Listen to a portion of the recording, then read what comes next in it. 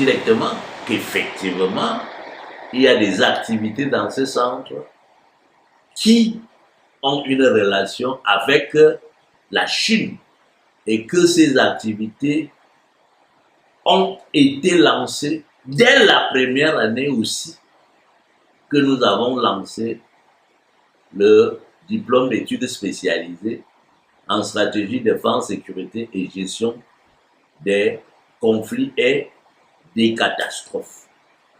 Les résultats, c'était votre question.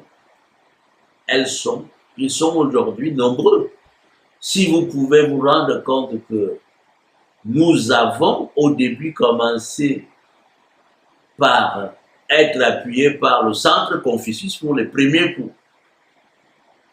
Et après, nous avons pu former nous-mêmes des enseignants sortis du CREPS qui enseignent aujourd'hui les cours de chinois, pas seulement au CREPS, mais aussi dans un certain nombre d'institutions. Et je voudrais citer ici 2 au collège Vogt, au collège de la retraite.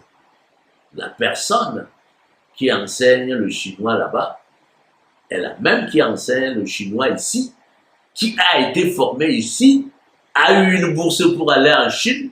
Je rappelle qu'elle est partie entrer ici avec